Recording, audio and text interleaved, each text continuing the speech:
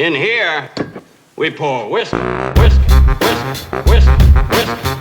You were that creature in the ginger beard. Sturdy and ginger. Like vampires, the ginger gene is a curse. Gingers are beautiful. You owe me $5 for the whiskey and $75 for the horse. Gingers? Oh, hell no. This whiskey is excellent. Ginger. I like gingers.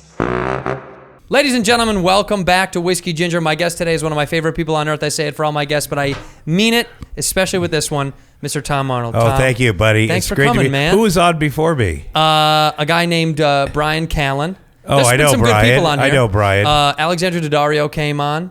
Ben Harper, the musician, came on. Oh, geez, you have a full. We got a full load. Yeah, we have a full load. That's what we like to that's fantastic. Well, it's good to see you. Good to see you, bud. How are you? I'm good. You complained that the area was sketchy, which it is. It is sketchy. Well, it's sketchy because you gave me the address like an hour ago. You called me last night. Yeah.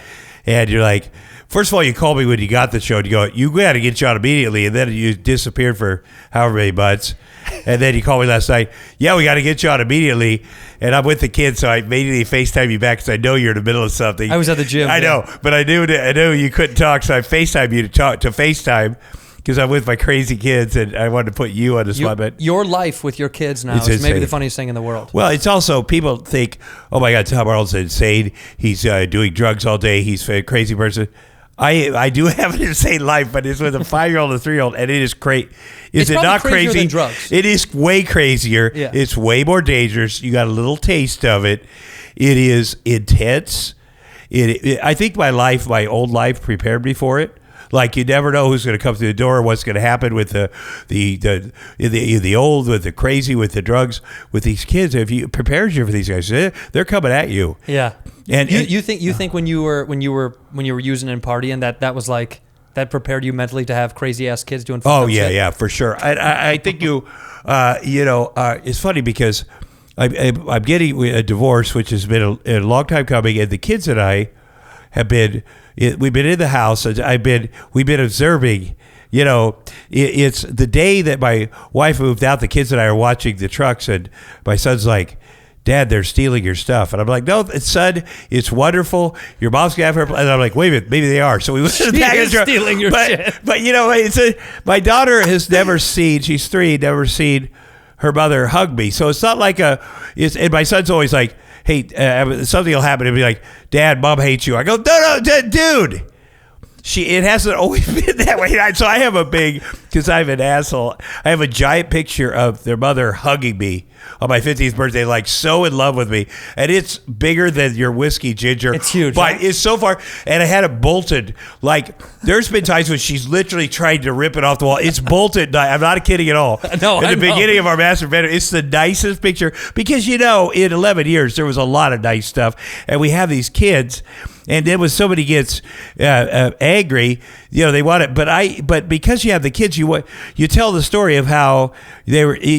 First of all, you always love the mother of your kids because you love your kids. It's just a part of them. It's physiologically impossible not to. Sure. So I spent a lot of time saying, no, Jax, let me explain. She was madly in love with you.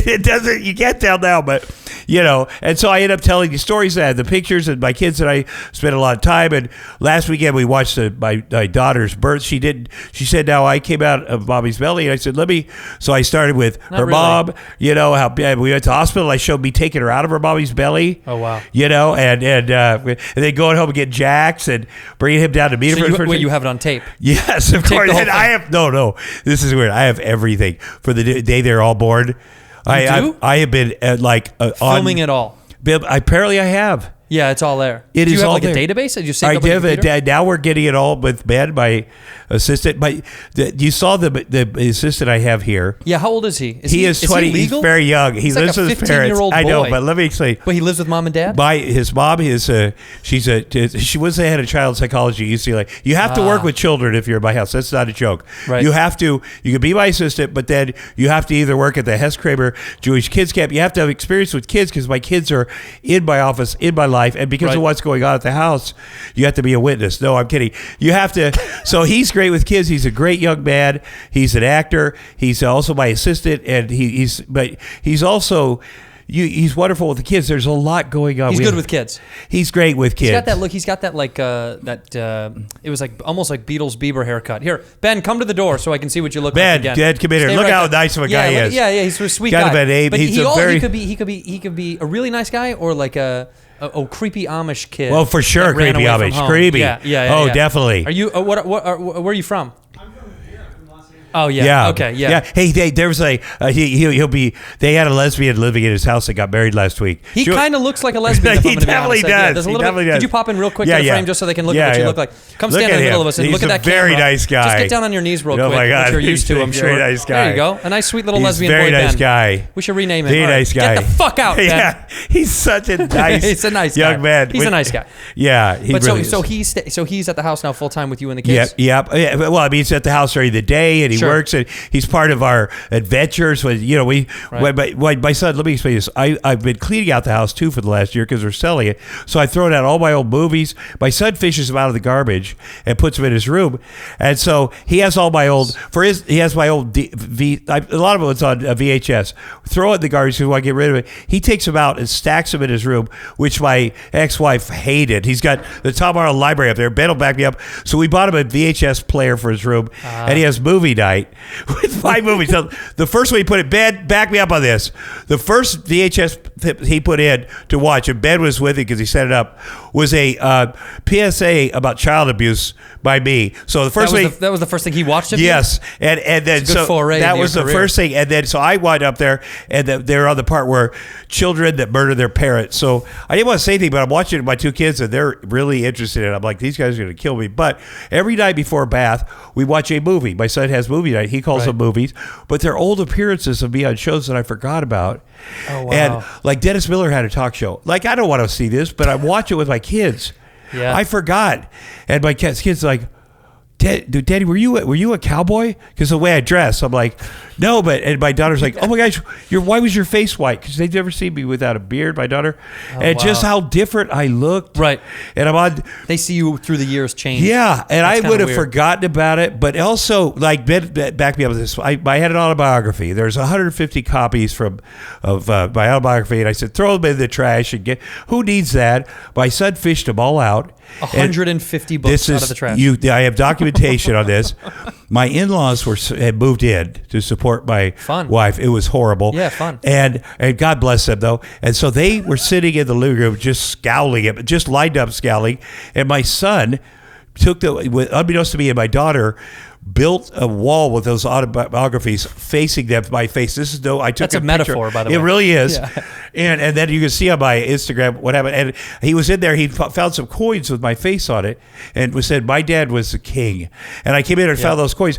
I go, no, that's from Mardi Gras. I go, guys, I was King Bacchus. I was king of the tits. But yes, I was king of the tits. And boy, you can do anything. King Bacchus. If you ever get an opportunity, it is the biggest honor in the world. But Ben will back me up on this. This is all true, and so one of these days, and it's funny as can be funny, but these kids, it's so anyway, in his room was stacked, and there's 2,000 Gardens of the Night DVDs I didn't send out for the Oscars, and that's a child abuse movie, which I hope they won't That's watch. good to have around. Well, it's a really dark one where I played Pop a that one pedophile. Yeah, they don't know that, but You want to watch a movie before bath time, bud? yeah, and the kid Evan Ross, who's the star, the kid in it, his daughter, it goes to school with my kids, and it's Diana Ross's son. Oh, yes. And so we see each other, and there's a lot of people that I'm close to people that I'm in pedophile movies with, whether it be Kevin Zegers or Eddie Furlong. How many pedophile child movies have you been in? Do you think?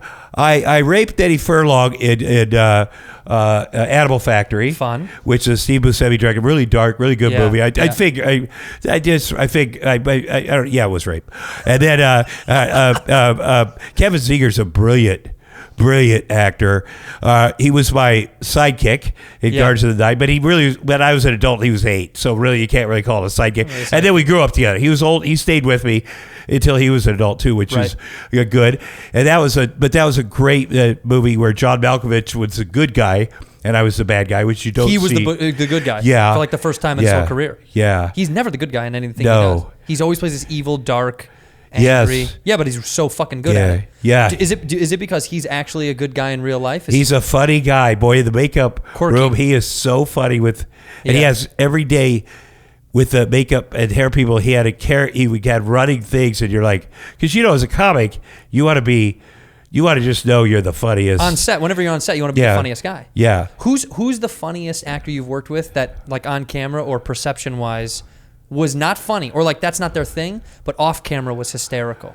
Is there somebody who was really, really good off camera that you were like, fuck, they're so funny, but that's not who they are on camera? Oh, geez. Let me just think, boy. I'm going to have to think. The reason I asked that is because there's only been a handful of people that I've worked with over the years that that surprised me with maybe they're super fucking funny. Yeah. And then we get on camera. Yeah. They couldn't. There's no comedic timing whatsoever. Right. You know what I mean? Like they're off, and it's not part of their world. But you're like, wow, in real life, you're actually really fucking like who? funny. Like who? You? I don't want to call them out because now I'm going to shit the bed with them now. Because I've said they're not good on camera, funny wise. Oh, they were see. hilarious off camera, but it was supposed to be for comedy. Yeah, but that's why you have a podcast. You'd be honest. Yeah, you're right. I'm gonna drown everybody. But still, would you rather be funny in real life than on camera?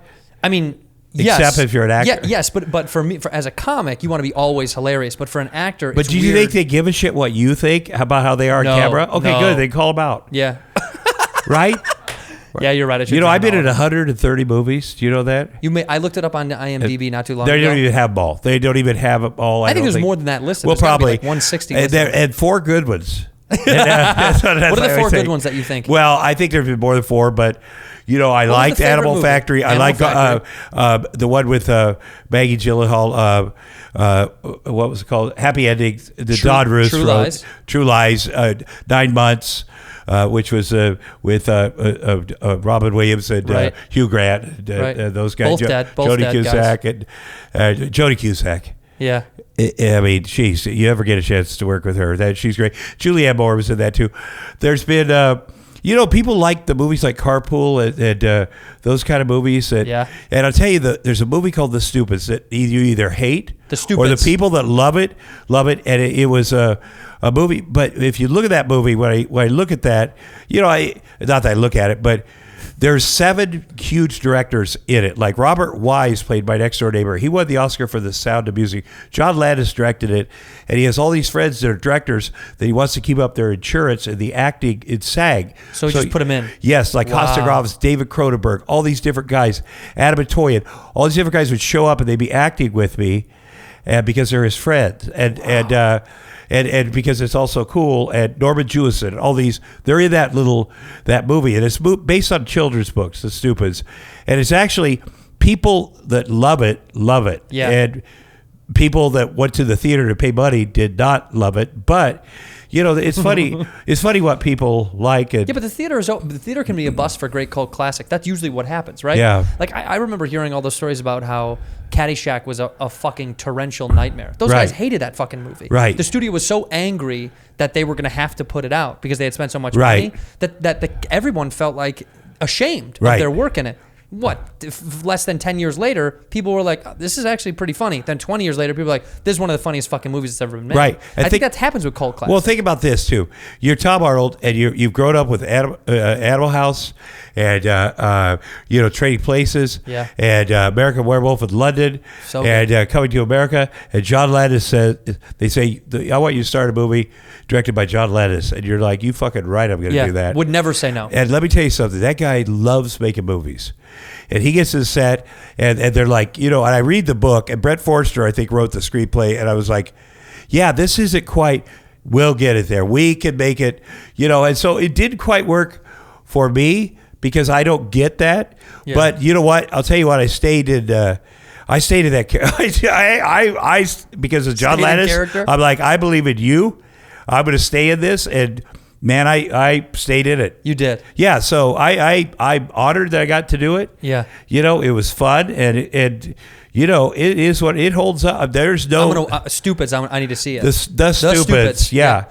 Now, for context for people, the reason that we know each other is because we did a TV show together. Well, internet box television show for Yahoo that couldn't have been more dysfunctional and upside down and backwards. It was. the most. But you know what? We bonded. You and I. It was and a I great love you. experience for you and me. Yes. You and I. And because of that, there's a million stories. I mean, what a weird. Can I say one story? Yes, real fast? of course. I would have cut you off because it made me laugh the other day. I was dumping a fucking. It was called. It was called Sin City Saints. It was about a basketball team in Vegas. Whatever.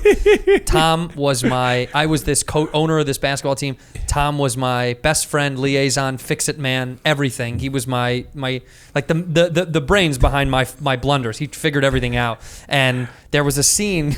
We were in a nightclub, and this tall actor, I can't remember his fucking name to save my life because I'm so out of it, but he had one line to get through after this long exchange, and Tom is waiting in the back for him to get it out, and the line was, do you know what it is? Remind me. I'm Batman. Yes. Oh, I'm Batman now. That's all it was. It was talking about it was this play on like trading jersey numbers or some bullshit, and like, well, you're Batman to the Robin, and Robin's Batman. All he had to say was, I'm Batman now. I have a clip that the editor sent me because I laughed so fucking hard. Yeah. The kid couldn't say it 3 fucking times. And we had a long scene before it set up, so you have to finish the scene. Tom yells so loud. I'm gonna you know what? I'm gonna fucking post it after this. Yeah. Because he goes, the kid's like, oh, I'm so sorry. And Tom, he goes, I'm Batman! I'm fucking Batman! And the kid goes, I'm so sorry. He goes, it's okay! It's okay! We were so frustrated. Line, I'm so sorry. It's Batman's number now! Oh, shit, sorry. Okay. Because we had so many frustrating moments on that fucking show. It was, sometimes it was fun, and sometimes it was so fucking annoying, it was hard to get Well, through. also, was that the character, I think it was Wang? Woo. Yeah. That was Woo. No, first of all, I come from the sports world. Yeah. And he's supposed to be this giant 7 foot. And I'm like, dude, first of all, he's got a cast on his leg. He can hardly walk. Yeah, he broke his fucking leg while we were shooting. And he's like 6'2", and we're supposed to pretend he's this amazing giant. Yeah. He was supposed to emulate Yao Ming. That was Yes, the joke. Yao Ming, He was supposed to be Yao Ming. Yeah. Yeah, he breaks his fucking leg, and then turns out that he lied. He couldn't play basketball. He couldn't even play so when they had him on the you court. could just kind of tell. That was also, I got to say, that factored into my... and he couldn't play basketball, and also he couldn't say one line. Yeah. Real fucking easy. But there was a lot of frustrations for us on for stuff that was happening. But we bonded because we got along so well, and we joked so incessantly about what was going on. And maybe my favorite story that I've told a lot of people that made me laugh was we would go down to the gym together. Yes. Because we were living, we lived in fucking Caesar's Palace, which is crazy. And we filmed in a casino. Yeah, we lived in a place and we worked in a place. In a fucking casino. And we would go to the gym, and oftentimes you'd get bothered. Well, you get bothered a lot in the hotel. It'd be hard for us to walk around without you getting bothered. But people recognize. I mean, fans. Yeah. Oh, sure. It's nice, but it's also at some point I can even feel you going. Right. I just want to get to the fucking elevator. Right. But you would get bothered in the gym quite a lot. Yeah. And then you told me one night, I said, oh yeah, I'm gonna go to the gym, and you're like, I'm gonna call that front desk and have them bring a fucking elliptical or whatever up to my room. Because you just couldn't do it anymore. They set up a gym upstairs. And then I was like, you know what? I'm going to have set up a kitchen upstairs too. And I started because I was like, I am not going to go downstairs at all except to go to work. Yes. And that's what I eventually... Well, it was smart because going downstairs was not good. Because first of all, you don't drink anymore. You don't do any of that shit anyway. Right. But even for someone, I like to have a couple of drinks. But to go downstairs means you're in a casino setting. Immediately, you're in this dirty world. It's like you can't just... You really are. You can't just go have a meal and hang out. It's right. It doesn't work that way. Like, you're in this seedy, gross world, especially because we were there every day. We stayed there for an extended period of time. It's not like we were there on the weekends. We're there on Tuesday when it's like the scrum of Vegas coming out. It's fucking gross. So you saying that, you're like staying in your room. I was like, that's the smartest thing he's ever done. And yet we were with a woman who is like... we're all complaining, and she's like, Malin, and she's like crystal clear, doesn't care, got it together, But what's funny is you're such a nice guy, and everything was nice, and then at a certain point you snapped because I snapped on day one. I was trying to be an asshole, and you're nice, and then there's a certain point I looked at you, and you're like it was over. Like you're not taking any shit for anything. Like you turned, and then you started agreeing with me. do it. I agree with Tom. There's a certain point where you said that in front of the producers. And I'm like, oh shit, it's on. Because it was real. Because at some point the frustration was so high for me that I was taking it on the chin every fucking day. It was like I was in a bukkake scene of fucking just taking it every day of like, oh, I guess I'll do it. Until finally I got so fed up that when you would, you and I would talk, and when you say stuff, I'd go, yeah, man, he's fucking right. This is so annoying. We can't do this anymore. Remember the Ferris wheel? They were trying to shoot the camera. They had to get at a certain point. There's this giant Ferris wheel. In Vegas, it's the biggest fucking Ferris. You know what it is? It's like behind like whatever the fuck the circus or something. No, whatever the fuck it is. It's the big Ferris wheel down there. We had to shoot on that fucking thing, and it takes, what does it take? Like 10 minutes to go around or something. Boy, it was a big plan. Before we shot, they're like, man, this is gonna be so awesome. Yeah, that's cool. Anytime you hear that from the producer or director, you're like, oh, this could be so fucked up. It's because they're going to fuck this up. They're going to wait. Okay, anyway, go ahead. Yeah. So we're trying to get on this thing to get it going. Meanwhile, they have to load a crew onto these fucking pods. Yeah. And if they fuck up, we have to go all the way the fuck around until they come back. That is the problem. So, of course, we're trying to do this the right way one time. But they literally can't stop it. The hotel company was like, we cannot stop it because they go slow enough where they just have to keep it going. But we took so long to just get on these fucking things with a crew that by the time we went to shoot, we almost went over the time that we were supposed to be the whole time. Oh, yeah, I remember that. It was almost the whole calling me. time. I was supposed to come into work, and they're like, not quite. I can see the reflection of you 3 guys hours later. in the hotel across the street. I can see it was how slow it was going. That might be it. We were filming True Lies, and Arnold Schwarzenegger and I, we are solid buddies to this day. And that's rare. Yes. You and I are friends. Yes. Arnold Schwarzenegger and I are tight, and we bonded immediately. We knew each other before that movie, but we bonded immediately, and he's such a quality guy. And I'm it was my first, I didn't know what the fuck I was doing. I thought, oh, I could just, and I thank God I did but there was a little bit of, the movie went on, and Jim Cameron is a great guy, but it went on and on. You're saying the shoot went forever, yeah, right? It was supposed to be 3 months, and it went 7 months. And 7 months? It is so complicated. We were in a helicopter down in Florida, and what was happening was these Harrier jets were supposed to fly behind us, and I couldn't see them because and I was supposed to go, here they come, but I couldn't see them fly. The timing was supposed to be just right where Jim shot at me over my shoulder, and I missed it the first time, and they had to go down the base and turn around, and I missed it the second time because Arnold and I were talking, and then Jim Cameron, I hear him go, motherfucker, if they fly by you again, that's $50 motherfucking $1,000, and I was like, oh fuck, and I nailed it the third time just because, but there was a few of those Jim Cameron ones where like he just used to get so fucking. What's another one where you pissed him off like that? Oh, Billy, I mean, I enjoyed the shit out of him, but he would get pissed, and he had the bullhorn, and he would start screaming into it, and then the siren would go off, and he broke a lot of bullhorns. But I love him. He blew up the 7 Mile bridge, like.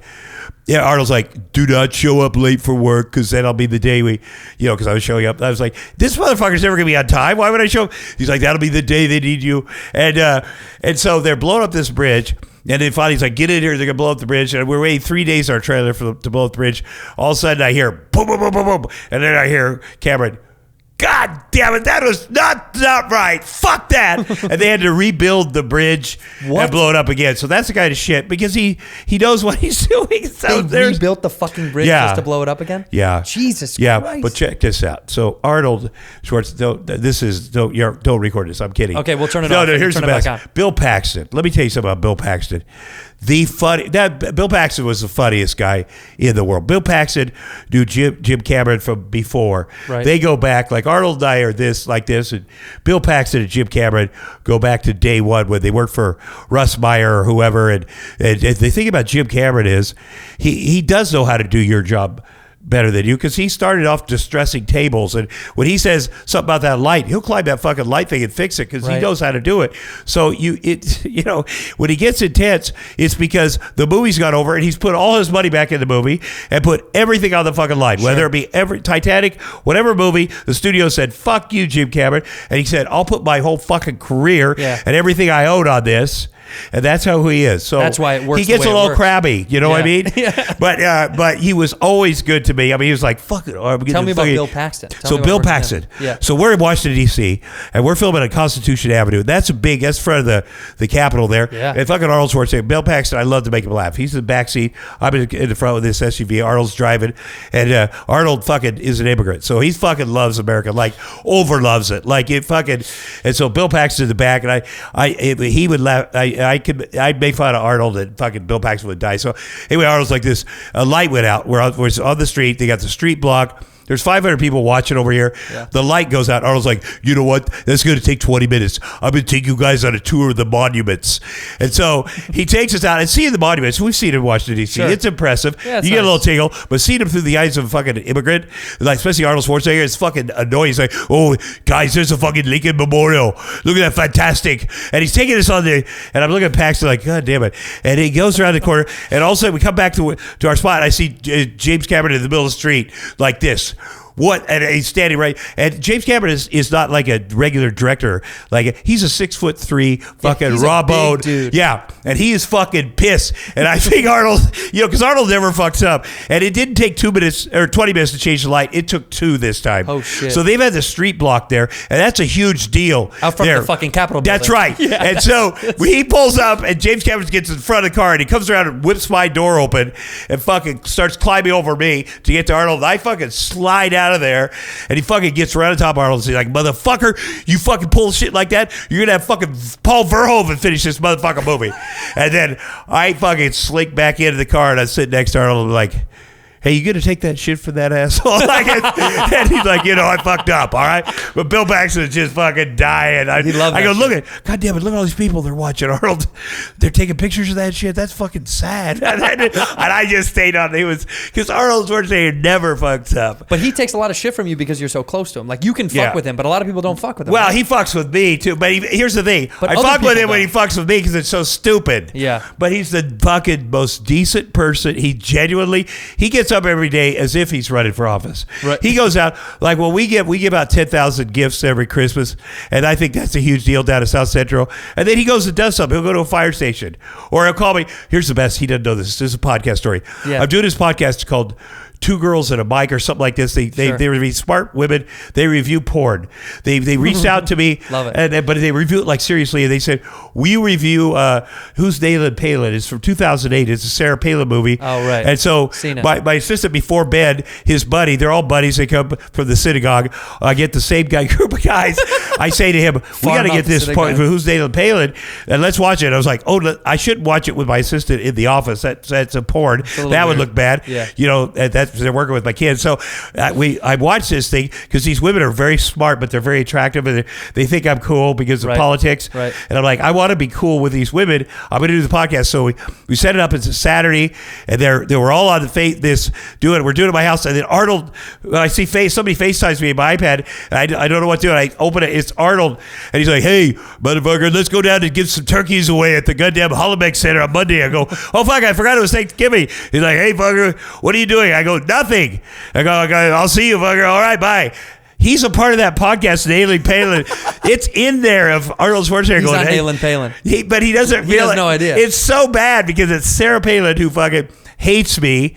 And it's part of it. But also, it's his fault because he asked me the last minute to go give away turkey. That's what he gets. If he called me before, so he's part of a porn podcast. It's so bad, but it's not. That's our friendship. He'd be proud. I feel like he'd be proud. Well, first of all, I said to them, imagine if he were actually a part of it, the fucking comments he would make about that. Holy shit. Yeah, then we'd be like fucking really disgusting. I would love to hear him on that. Oh my God. I have heard. But Nayland Palin holds up. It's good, huh? I tell you what, the Russian guys, it's about the Russia story. Yeah. And the woman that plays that Lisa, guy started by Space Art, and she's wonderful. We're friends now.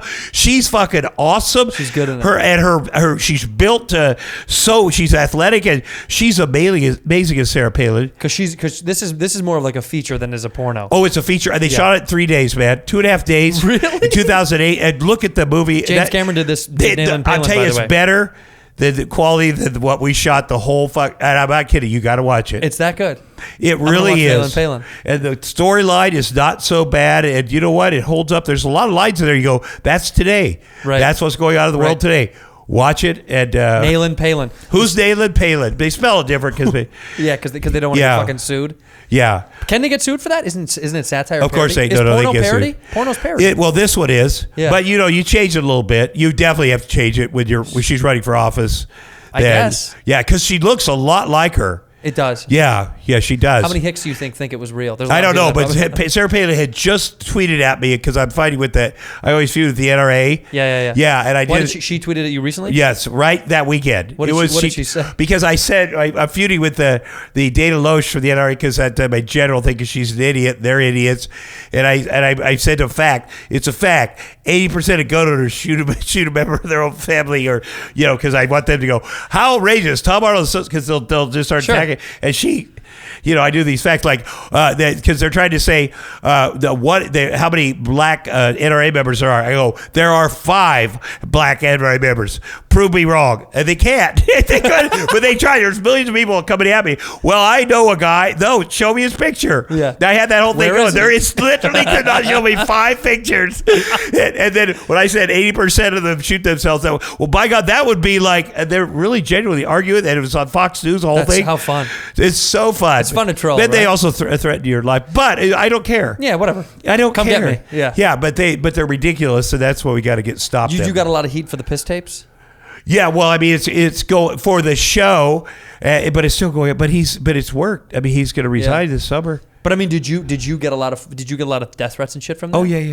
It's endless. What do you What do you do to protect yourself? The Secret Service has been in my house and the FBI, but it also goes both ways. So, because I have the kids, I can't go to interviews with the FBI. I say you have to come here, and so my house is the safest place. And when these people threaten me, then we know who they are. Right. So the day that the MAGA bomber was the day before he got caught, the Secret Service was in my house because I said I wanted to fucking wrestle Donald Trump. So I said I filmed a full hour. First of all, I wanted them to give me the speech they give him about, hey, when you're inciting violence, right? And I wanted to get me. Then we walked around the house and we coordinated with the FBI to make sure my house is safe. My house is a bunker, and it's also filmed. There's a lot of, because if people are watching me from the outside, we're it's a double-edged sword, and so number one, I don't care what people say. I'm not afraid of their threats, but we do pay attention. But I'm also going to live my fucking life. Yeah, but you have to pay a little bit of attention. Well, you have kids. I pay more than I'm saying right here. Yeah. Would you sacrifice Ben, your assistant? Would he be the body that would take a bullet? Well, he is the body that takes. Ben, would you take a bullet? Ben thinks about it. Yeah, you don't have a choice. Ben, come in here real quick. Ben, just my 5-year-old son weighs 80 pounds. Will you do me a favor? Will you grab me some of that Buffalo Trace, please? Yeah. I feel like I need to put you a little bit to work. Because you're here. He says, yeah, absolutely. Thank you so much. Well, Ben has been, the Papadopoulos we filmed it in the house. There's a bit of a Russian spy in the house, and you've been privy to all this, right? Yeah. Ben's privy to a lot of things. He probably has no, So he has no idea that he could get killed at any moment. Right. Ben's the guy, the assistant, 2 assistants goes who's friends with Ben, and they were killed. I just say show up to work with your camera, and there'll be somebody there that smuggled the tape from the Trump Tower. So he's replaceable, is what you're saying. What's that? He's replaceable. Well, he's got a nice family, and right. But Ben's he is replaceable. Yeah. There's a guy. Brothers? There's a series of guys that are friends with. They just keep replacing each other. It's like the one gets dolls? a job at ICM, and then they move up a notch. But they're wonderful boys. Yes, they all look. They nice. really are. They look sweet. They really are wonderful. Well, he's on your team, but just know, by the way, you can get killed. Yes. Yeah, and be happy. Yeah. It's been a good run. How old are you? I'm 23. Yeah. You lived enough life. 23 is long enough. I'm hardening him up. I'm toughening him up. Just beat him I give him shit out of him the same way I am with my son. I am with him. Right. I'm tough love. Yeah. Tough, but also fair. Right. But you're sweet to your daughter. You don't give any toughness to. Well, she's tough. I mean, she's like, well, she beats your ass. Well, do you think Quinn? When I don't pay attention, she'll actually stab. I'll go, oh, geez. She goes, oh, I'm sorry. She'll punch you in the head. Well, stab me. I mean, there's something. She's vicious. She's wonderful. Let me tell you something. she is, we do this gig every day. Save Me, where she pretends she's falling off the bed and has her hand, and it is. Oh, it's like that she's, face. like she's hanging off a cliff. Yeah, but you saw her on the edge of the chair. Yeah, like yeah. it's getting crazy. She looks like she's always about to get hurt. Right. Yeah. But she'll walk up, but she's braver than her brother. Her brother's a brute. Right. But she'll tear him apart. She'll say stuff and she'll fuck with him. I mean, he's like, we'll do this, and she'll fly across the room, but she could say something or him, and he'll weep. And she gets on top of the monkey bars, and I have to get under her like, don't. On the top of, doesn't climb them. Yeah. After school, I picked up a school that, now they do this thing where we want to play in the big playground because they know they fucking got me. So I'm the last. All the moms have left. And it's me, these two kids that have tried to walk under, and she'll get up there and walk. And I'm like, honey, I love that you're brave. I do. Yeah. But you can't, like, rule number 1, nobody gets hurt. Rule number 2, no choking. Those are my only 2 rules I got with the kids. But you see her. Those are the only 2 She's rules. just looking at me, and she goes to, it's intense. It is intense. It's intense. What's the age difference? 2 years. 2 years. Yeah. But they're very close. They're best friends now. They're best friends. They But I also sleep with. Listen, they both want to sleep next to me. They both want to touch me, but they can't touch each other. He's touching me. So we're in a bed, and its dad doesn't get much sleep. And last night, all of a sudden, I hear thud, and it's like, where's Quinn? Quinn fell. I go, Jax, you got to get Quinn. We had to Quinn up, and so I asked Ben, what asked you to get today? One of those big pillows to block the side of the bed. Yeah. We had one, but somebody just get those rails. Like old people have rails on the side of their. Well, that we had that. Well, that's what I say. We're keeping it for me. We're holding on to this. Listen, it's a borderline. It's very close for you. Let me tell you what else happened. She asked me last night, Dad, why do you pee so much at night? I said, well, I said, maybe I drink too much water because she knows I pee twice. And then I came back in the room. She had gone on PBS and had a video of the human body and was showing. Like, she's that smart. She was getting an anatomy of why you piss so much. Yeah, it's That's showing really me funny. why. And I was like, whoa, is She's that how really old? why? She's 3, but she is. What? It is. She's way smarter than her brother. I'm not even going to. She might be smarter than you. Oh, she's smarter than me. Yeah. Oh, she's okay. smart. You know what she'll say to me in the morning? I picked her up at her mom's the other day. She's like, did you rest last night? I go, what? Did you get rest last night? I go, yeah. She goes, well, I know you're alone in the house. Like this, and her brother's like, hey, give me my iPad, Dad. Yeah. But she's that, She cares. She cares, and she's never heard anybody say that to me. It's not like she heard her mom say that. Right. She just is thinking that. Yeah. Wow, that's really intuitive and forward. Yeah. And I'm going to say one sad thing. This girl has these Disney characters where there's a princess and a prince Sure. and Olaf and the Frozen. Love and it. she acts those out. She'll say, you're the prince, Dad, and you're the this, and then she sometimes looks at families and she'll say, that's Mom, that's you. It's right. But the thing is, she has all these fantasies, but in her real life, her real life got let down because she's never seen her parents and never even faked. Disney should make a movie about divorce then. Well, of course, and so I'm going to spend the rest of my, I say, well, I'll spend the rest of my life making it up because I'm just going to be a great dad. I'm going to be a good dad. But, kids get fucked over no matter what. I can say, people are like, well, she'll never remember this. Well, fuck that. Her day one experience is, well, what is a family? What do I could show her all the movies in the world, which I do, and say, but when she goes to school and looks at these other, other families, and yeah, and sure, I could get a hot chick in there. By the way, her mom tried to write this between us into the agreement that all of a sudden she's like, I think Tom, he's almost 60. She wrote this. He's almost 60. He can have a heart attack, so he needs a full-time daddy over there, like to find the body. And I was just about to go on stage at the Comedy Store. This is like the last week. And I called the lawyer and I'm like, you know what? Usually the wife is like, I got to make sure this guy doesn't have full-time daddy because you start interviewing the hottest. You know what happens with nannies. Then you have a heart attack. You're like, I just died. I had the hot nanny. So it's always reversed. But things are great. I love being a dad. It is the best. I just love it. It's what I always wanted to do. know. Yeah, I know. Well, I can feel the way that you were when I first met you, and now I think you're the same. You're the same guy. You're the same lovable guy. But the one thing that I think is more obvious to me is you're like what you're happier about all that. No, I'm happier about everything. I'm because healthier. that like lifts all your shit I mean, up. it's everything. This is the best life I've ever had. I love it. There's and you've lived 1,000 lives. I have. You but seriously have. I have, and I'm so grateful that But it's all to get to here. It's all the lessons and all the, because these kids need me every moment. Oh yeah, and they deserve it, and it's fun. Right. Like it's not like I have to teach them about life. It's like I'm learning who they are every day, and it's changing. And what a great thing to. And for you to raise kids at your age, you don't even feel like you're your age. No, I know. Like my grandmother used to say, this has been a story that many older people always say to me, is always like, you feel an age at some point, and then you kind of stick with that forever. Yeah. Like you never really feel your age. Yeah. Like you kind of just feel like a number, and that's just a number that you are. But like, I've been told that people are like, no, I feel like I'm 40 my whole life. Like it just kind of something sticks with. So I know you don't feel your age at all. No, I have a picture of my dad. My dad was a single father. My mom was crazy. She left, and he's 22. I'm 4. My sister's 3. My brother's 1. And I'm like, holy shit. How did that guy do? And so there's a lot of things I took for granted. 22-year-old. Yes. That's crazy. My mom, they were 16 and whatever when they got married, and crazy. And I said, how did that guy? But I remember so much is coming back about the moments that meant the most. Like when he got off work and he got on the floor with us. That meant a lot. Or when he paid attention to something I was doing, like really paid attention. Right. Because they know when you want to be with them.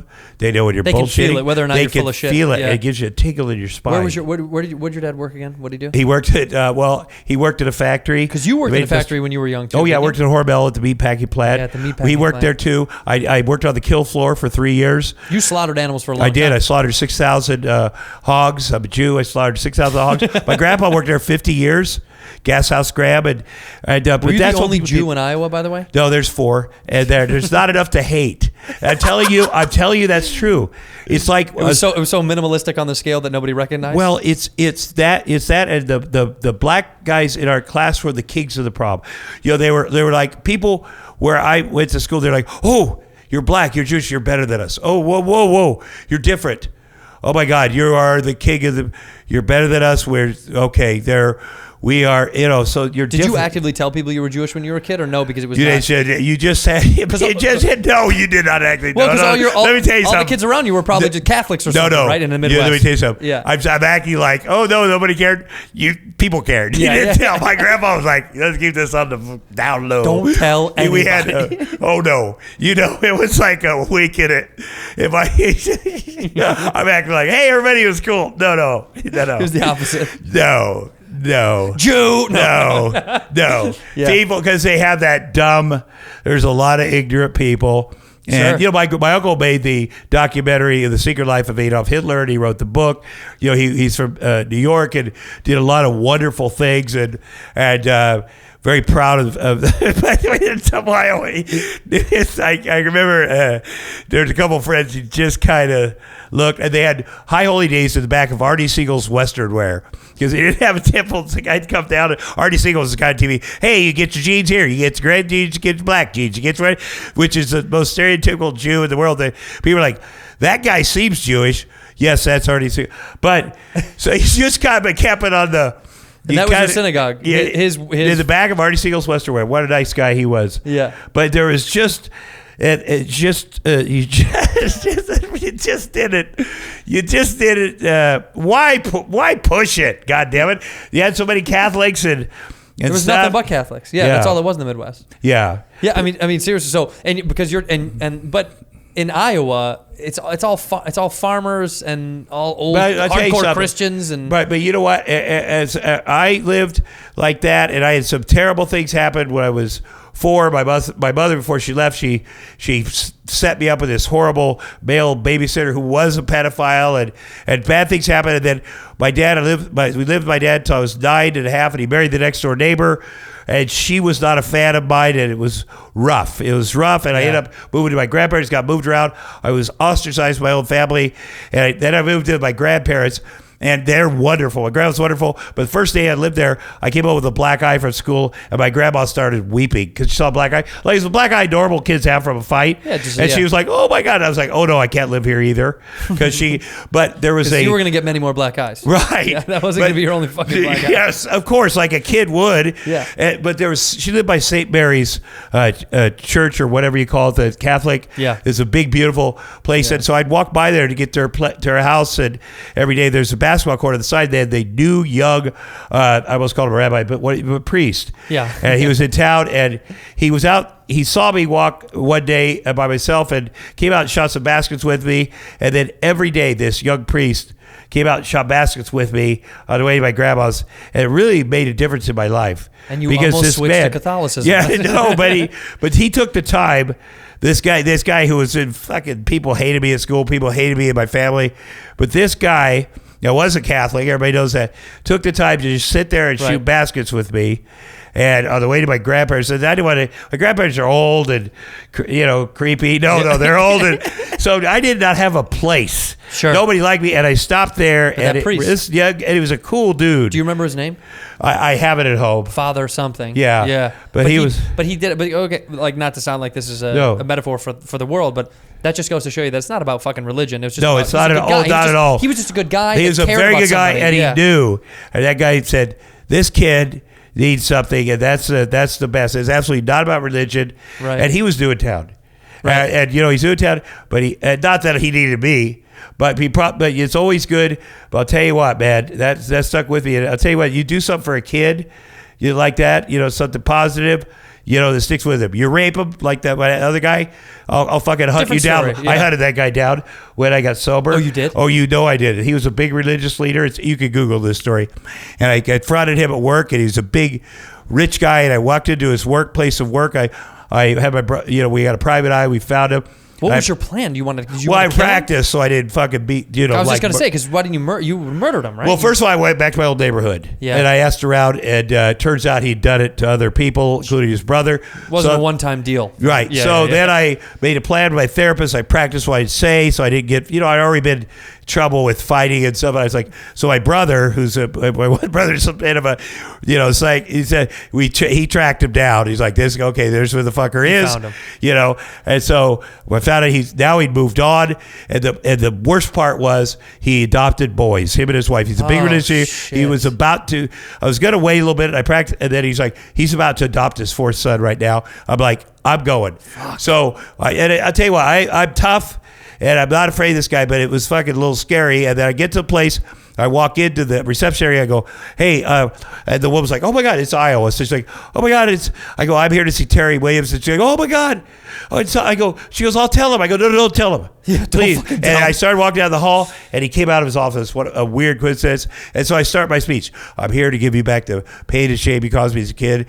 And I hadn't seen him since I was, it was all rehearsed. Yeah, practice. Right. And he kept on coming up on me. And my whole thing that I did this was because I didn't want to be back at Walmart in Atomo, Iowa, and have that fucker behind me going, see that famous guy? I fucked him. So I was like, I'm going to own this fucker. I'm going to find him. I'm going to confront him. So as he comes up on me, he gets right up on me, goes and sticks his finger in my chest and goes, your memories are false. I'm like, his fucker's been confronted before. And for a second, it scared me. Because I was 4 suddenly, and he was big, and I was like, I felt like that for a second, and then I was like, fuck that. And I took his head, and I was like, if you try to do that to me now, I'd break your fucking neck. That was the last part of and then I looked at his eye, and now he was fucking scared. And then I finished the rest of the speech, and people had come out of their offices, and they heard that all these employees, and I left him there, and I ran out of there, and I fucking felt like $1 million. So I was like, called home, and I told Roseanne, I said, I fucking did it. I called my brother, and then I went straight across the street to the capital of Iowa. There in Des Moines, I went right into the governor's office. Terry Bradstad, he's the ambassador to China now for Trump. Shit. But he was the governor. I said, hey, listen, man, this motherfucker is about to adopt his 4th child. You need to stop this right now. And he's like, are you fucking kidding me? That's a federal offense, Tom. You get the fuck out of here. I'm going to pretend you weren't here. And we had a big, and then I was like screaming. You know how people walk into the now like I was ahead of the game. And then I'm like, well, fuck you then. Anyway, so, but 4 days later, my brother called and goes, there was a paperwork snafu. he did not adopt.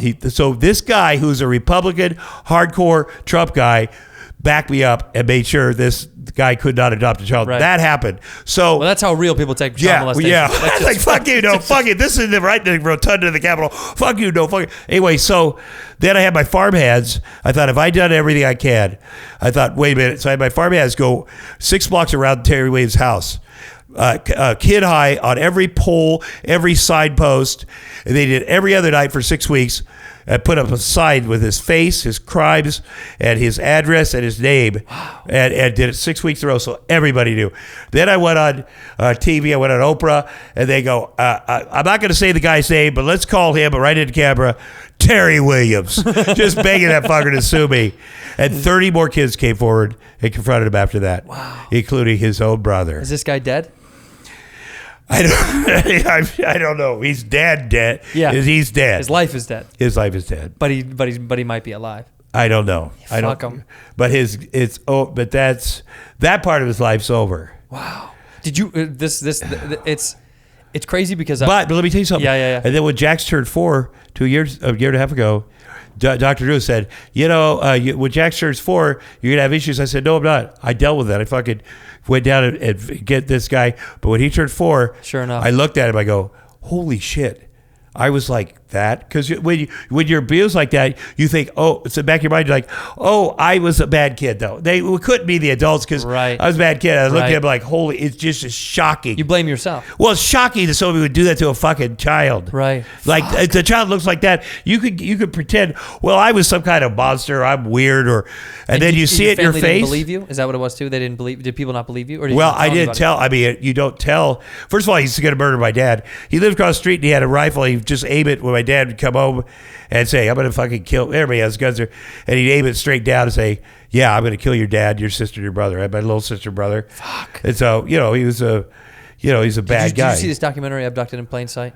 Of course. And we were just talking about it. It's like, but that's the kind of thing that, to me, it's crazy that things go on forever and ever, and people know. Okay, so like if 30 people came forward, people fucking knew that this guy was a weirdo and a perv and a fucking sicko, but somehow, some way, these great manipulators convinced people that either it's not a big deal, or it didn't really happen, or it's not to be talked about. Right. And that to me was the most. That documentary made me sick. I was watching it on a fucking airplane, getting nauseous because I thought, this guy was able to, without giving anything away, because it's so fucking good, you should watch it, Abducted in Plain Sight. But it's also disturbing to think these parents of these children were so easily fucking manipulated. Right, think exactly. That this guy was like a friend, like a hero, like a buddy, a community leader. Like it grosses you out, but also it makes you think. It's kind of like how cancer is in our society when you're like, oh God, you hear about cancer, but then you're like, it's not going to happen to me or my family. Right. And it's like, no, that shit fucking happens all the time. Right. That's so And I'll tell you something about trauma like that. And people don't see people, they see women coming forward 30 years later, like, how the fuck did she... Let me tell you something. For the last 2 years, I've been in trauma therapy since my son turned 4. And you go in there and you could smell the laundry in the backyard the day you were raped. The moment I could see the curve of the wood as I had my face slammed against the wall, and literally that moment is burned in your mind, and then you want to get the fuck out of that room. My goal was, I'm in that room, and every time I get into a fight or somebody has harassed me, I touch on that moment. Like, that's why I act out, like, bam, that's where I act from. I want to not react from that place right now, because that's sensitive. I know I got out of that room, by the way. There's a room behind the closet in the front. I know because I got out of there, right? So here I am.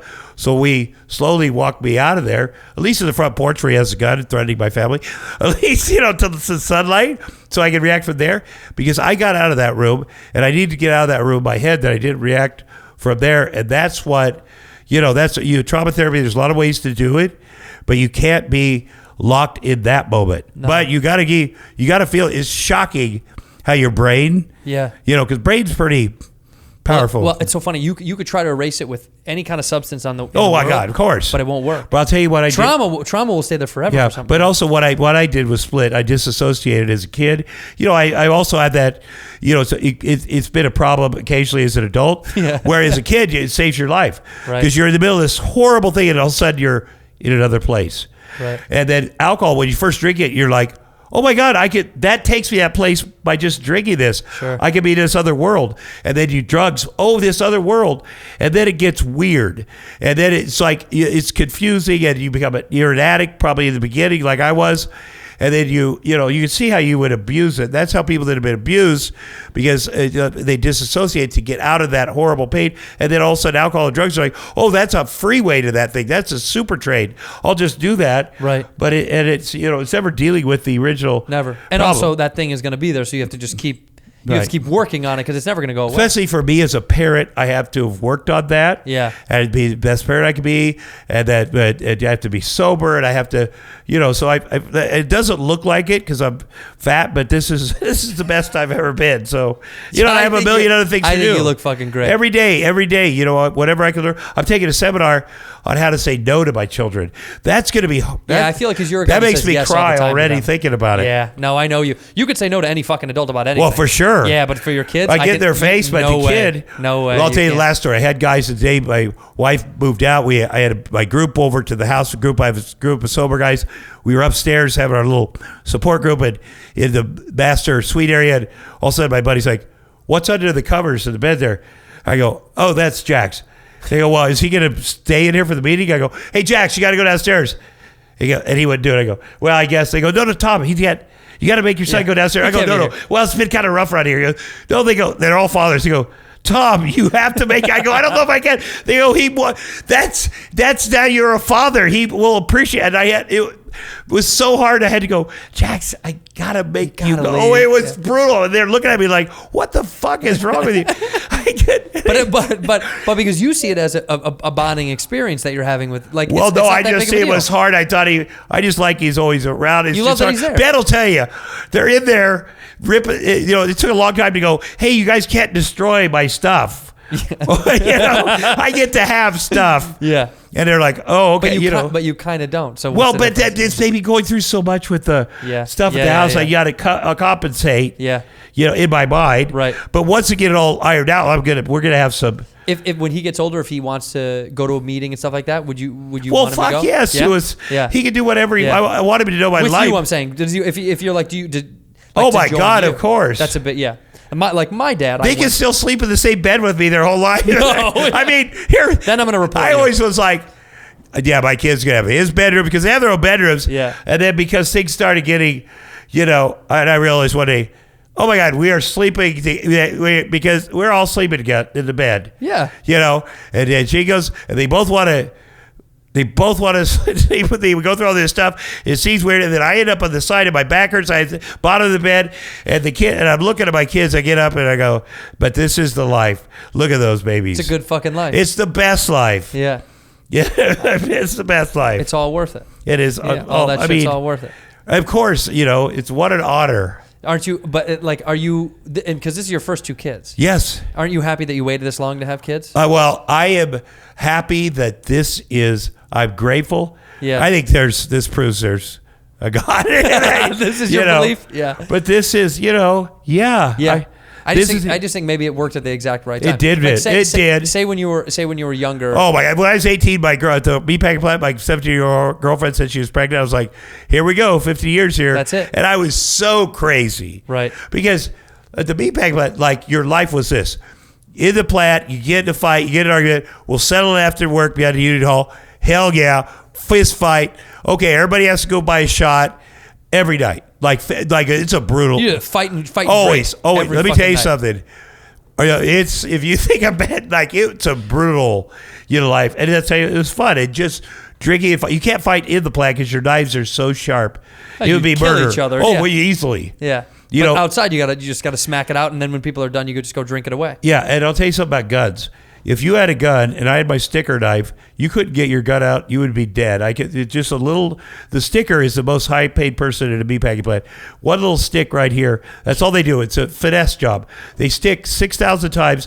That's 6,000 deaths. You would be bleeding out. I'd reach over as you reach for your gun. You wouldn't know what happened. It'd be on your neck like that. Yeah. And you'd be going, "Hey, Tom, oh." Were you a sticker? I'm dying. I stuck at the end. Man, you have to, that's the highest. I was just going to say, that's got to be the most important. It is. And Do your a lot knife of has to be accidents so happen? What's that? Do accidents happen? The only accidents are when you miss the jugular and that blood stays in the hog. The only accidents are when it lives. That's if bad. that would be an accident. But I'll tell you what, they're surgeons, they're technicians. I'm looking at your neck really hard now. But it's like when they said that Secret Service came to my house, and I'm telling them I'm super cool. And they came because I said I would wrestle Donald Trump because he's in the WWE Hall of Fame. So I go, guys, come on, it's not like some guy. He's bragging about how he wants to body slam somebody. I know him. He's been on my sports show. I've been to Playboy Mansion with him. I'll come to his event if he body slams me first. Then and then they said the second thing, you made a comment about next time Kathy won't be holding a fake head. Was that about Kathy Griffin? I was like, well, I didn't tag it to her tweet, but I was, somebody's giving me shit. And I was like, listen, about Kathy Griffin. I said, we're not good friends, but I support her. They said, what do you think about that picture with the head? I worked in a meatpacking plant on the kill floor. I don't like that. That's not my kind of humor. They said, are you going to show up at an event? And then what if you show up in Iowa and you see him? Will you swing on him? I go, how the fuck? He's the president. I have this all the time. I go, he's the president. What are the odds I'm going to show up at an event and see him and swing on him? I go, if he swings on me, I'll swing on him. They said, another question, read this off. If you show up and you're like in the handshaking line, will you try to cut his head off? And I go, let me say you something. This is where they got, up till now, I go like this. They said, guys, I worked on the kill floor of meatpacking. This is where I'm trying to prove I'm not crazy, okay? Yeah. I worked on the kill floor of meatpacking plant. First of all, I'd have to have, to cut his head off, I'd have 2 knives and a bone saw. And then also, you don't just cut a fucking dude's head off. You need another guy to turn him upside down by the angle. And I talked it through. And you can see there's 2 guys. There's one great big white guy and one black guy. The Secret Service guy's like this. And by now I look psycho. And then you see me can't. I'll show you this tape. And now I really look like a fucking psycho that might cut the president's head off. Because now I've said exactly how I would do it. No, I would, just cut a guy's head off. You have to take it. It's not that simple. There's a whole process you gotta go through. I probably need another guy to turn him upside down. Did they know that you were fucking around? Well, no, at the end, then I started to talk. First of all, I was serious. Yeah, but I mean, did they know that you were mocking the question? Well, of course they knew that in the beginning, but then I went too far because I tend to talk too much, explaining why it would be so hard to cut somebody's head off because it takes a long time. Yeah, it takes a little bit. You're just explaining logistics. But also, I felt bad about that journalist for the Washington Post. The guy who's the bozo had 17 guys attack him. Yeah, and I know how brutal that is. Because the truth is, I have cut a lot of heads off, not humans. But it's a brutal thing they did. Right. It's an inhumane thing they did. Even in a meatpacking plant, I felt my humanity. Eventually, you become numb. Yeah. And I'll say this: there are people that work there that are fucking sadistic, and you can tell the difference between your average guy that works there and he knows it's a job and he's justified in his head because we're farmers. This is what we do. We raise animals. This, and they're sadistic motherfuckers there, and we always get rid of them because they like it. Yeah, they enjoy it. And you can tell it. That shit's gross. And we get rid of them. Yeah. I'll tell you that. There's some fucking sadists there, and I can remember as they came in, they usually start in livestock, and you can see something when they were fucking being cruel to the animals.